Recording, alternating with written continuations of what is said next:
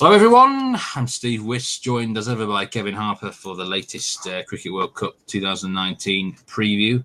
And we've got quite a big game to discuss here, England against Bangladesh on Saturday down at Cardiff. So England, obviously pre-tournament favourites, won the first game convincingly, but Pakistan with a shock victory against England to rather ruffle their feathers. Bangladesh have been involved in a couple of good games, actually.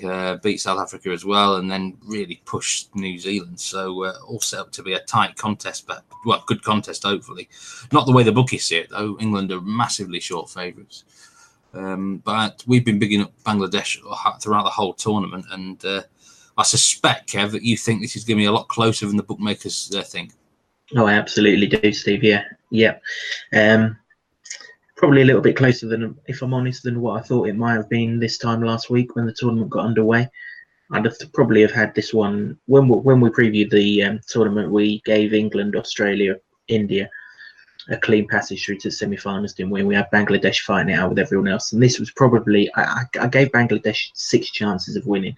This was probably one of the 3 that I didn't give them a chance of winning. But all of a sudden, I like what I've seen from Bangladesh, and I'm not too convinced with what I've seen by England. I wouldn't be completely surprised if there's a shock in the system here. Yeah, England just haven't. They scored 2 knocks over 300, but it's the way they're batting that's worrying you, isn't it? In terms of there's a bit of fear out there. Absolutely, yeah. I mean, fear is a major part of England's batting, isn't it? But usually it's the fear that they're importing onto the bowling attack, the opposition bowling attack. You know, they've usually got them under pressure right from the get-go with Jason Roy and Johnny Bairstow, and I'll come on to those 2 in a minute because they're going to have a key say in this match. But they're not getting the going.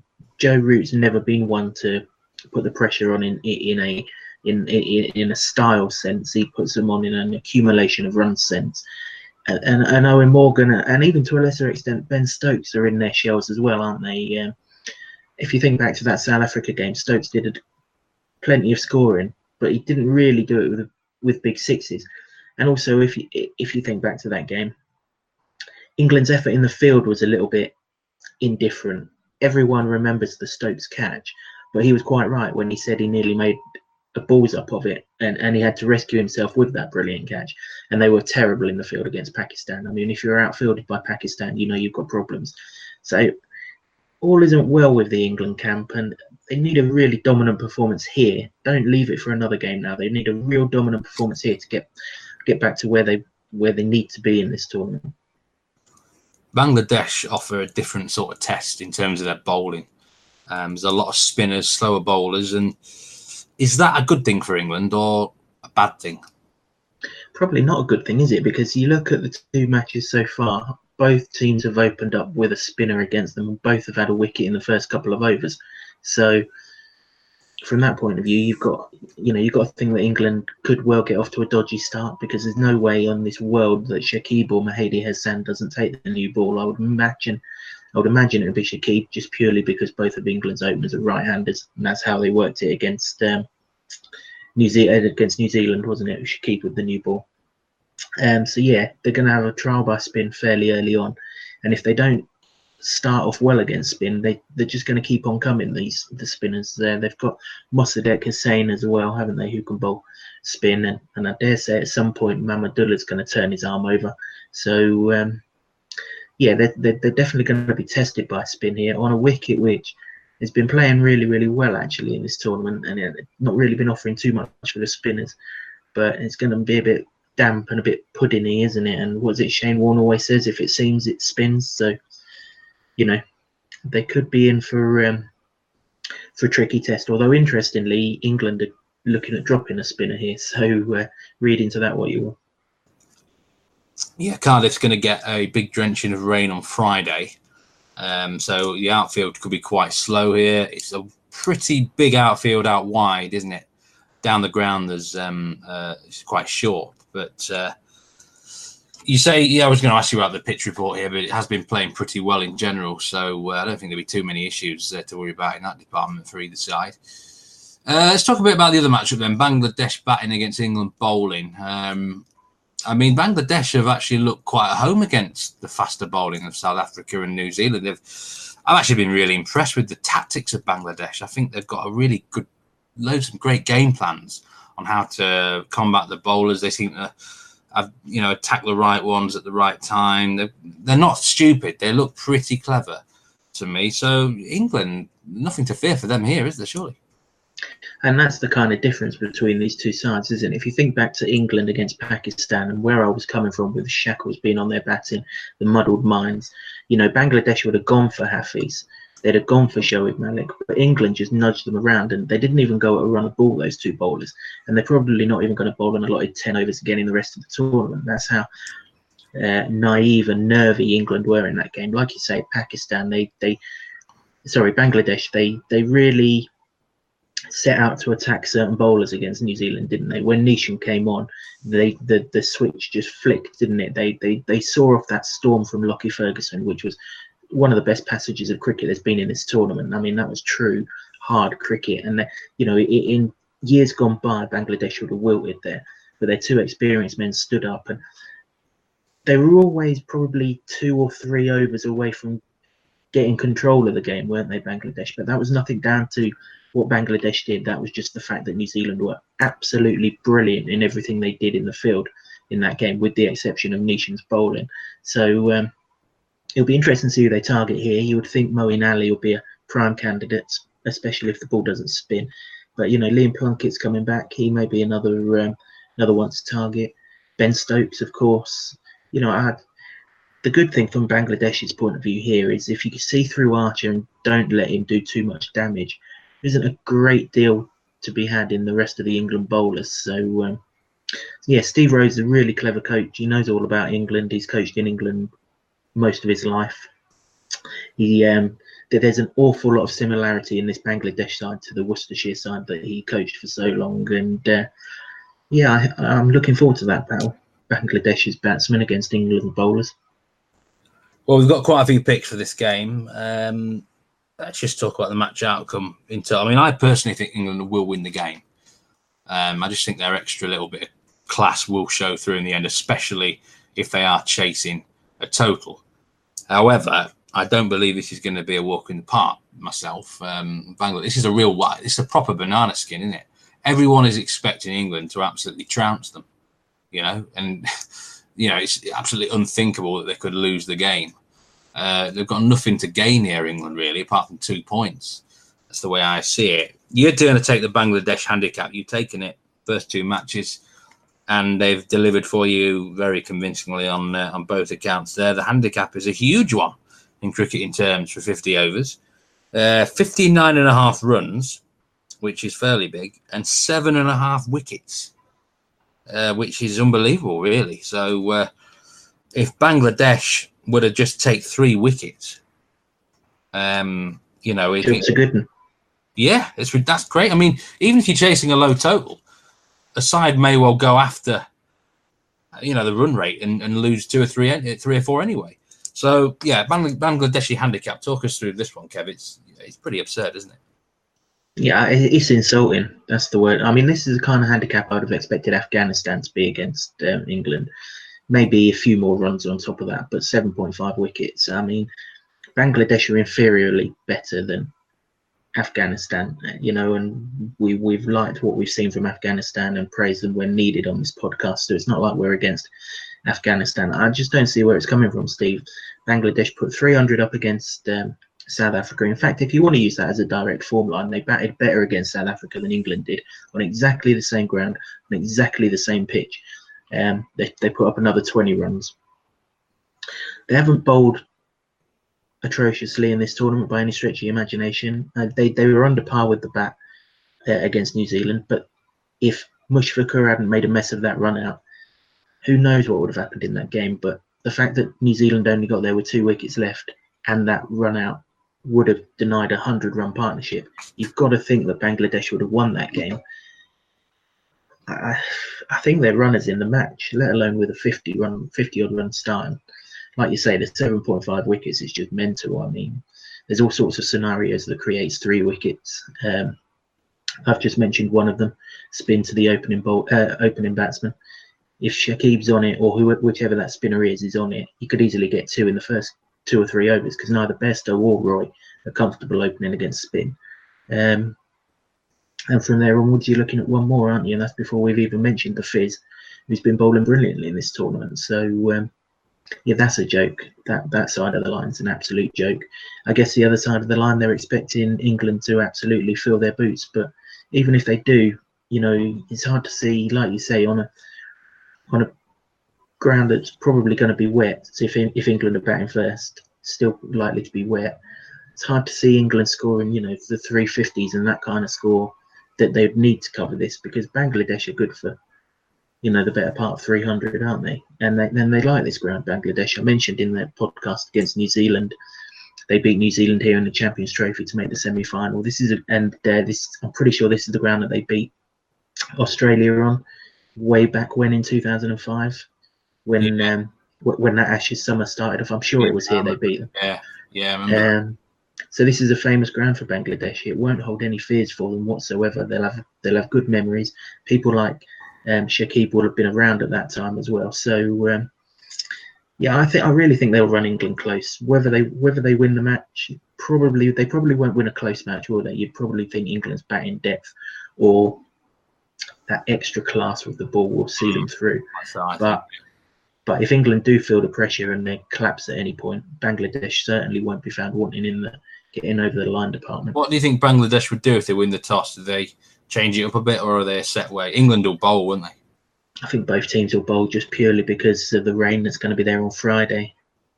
Right, on to some player performances then. I've got a couple to come later, but you've got one for Bangladesh, which you like the look of, Kev. Certainly do, Steve. Yeah, I'm going with the Bangladesh wicketkeeper, Mushfiqur Rahim. Like what I've seen from him in this tournament so far. A little bit unlucky, wasn't he, in the last game? Got sawn off with a shotgun by his friend Shakib at the other end. Hopefully this time if Shakib wants to run, he'll bloody run it so that he doesn't get run out again. But no, apart from that, he was untroubled, wasn't he? He was in the middle of that storm from Lockie Ferguson and he weathered it, which bodes well. Should Plunkett actually put some balls in the right place, or he's in against Archer or whatever. The line's 33.5, which looks far too low to me anyway. I think he can cover that with the bat alone. Reason why I say that, Steve, he averages 35.12 from his 207 ODI matches, but that actually goes up to 44.10 from the 11 games he's played against England, and that includes 450s, two of which have come in his last 2 innings against England. He's actually got a top score of 89 against England, which was in the last World Cup in Adelaide. He's also scored 76, and as I say, his last 2 innings, 79 at the Oval and 67 out in Bangladesh. So he tends to like batting against England. He's also, in those 11 matches, he's also picked up 9 catches, 2 stumpings, so he's more than capable of scoring in the field as well. He scored 90 against India on this very ground in a warm-up match. So all things being equal, I think he's going to come to the party in a pretty big way here, I must admit. Obviously, he's one of Bangladesh's key players, isn't he? He's going to bat at 4. And yeah, I mean, 2 matches so far, scored 78 against South Africa, 19 against New Zealand, but he'd still have covered this performance line with 2 catches. And I think he's going to cover it again. Very, very low for someone as technically gifted and as talented as Mushfiqur Rahim. Does look a low line, I must say, in this. And I'm actually going to add a performance myself here. Shakib Al Hassan at just 42.5. I think this looks really low. That's a bet 365. His line at 888 Sport is something like 48, which is more along where I would have expected it at. He bats at number 3. He might even open the bowling here. He's going to have chances to score points for sure with bat or ball. He could potentially cover it with, but a combination of both will do me fine in this one. And I'm also going to add another performance. This one's at 888, and that is the Bangladeshi opener, Shuma Sharka. Is that how you pronounce him? It's something like that. Anyway, the opener, Sumia Sharka. The line. Not Tamim, the other one. Yeah, the other one. Yeah, his line is 26, for the performance line there. I thought about taking his batting line, which is just 23.5, but for the sake of 3 runs, he averages about 1 catch every 2 one-day internationals. So, it might be a case he nabs one here somewhere. I do like the catch in play, but I think he's going to cover it on his own. Aside from the fact that he averages near 37 nearly in one-day internationals, his recent scores have been quite good actually. If we take back the one-day internationals in Dublin, 73, 54, 66 out there, which is pretty good. 25 against India in a warm-up game, 42 versus South Africa, 25 against New Zealand, and just the way he's batting, he's playing proper shots at times. I just think he looks in good form. You can just tell when someone's in good form. He looks actually in better nick than Tamim, if you ask me, for example. So, unless Archer gives him some bit of heat, then, the danger with this, he does like to go after the bowling, doesn't he? But that's probably a good thing in a way. It's not a big performance line, 26.5. Should cover it with the bat, hopefully. So that's the 2 performances that I like in this game. Yeah, can't really disagree with that. Form horse, like you say. You wouldn't think Archer would necessarily trouble him if the West Indies bowlers didn't trouble him out in Dublin last month. He actually really impressed in that series.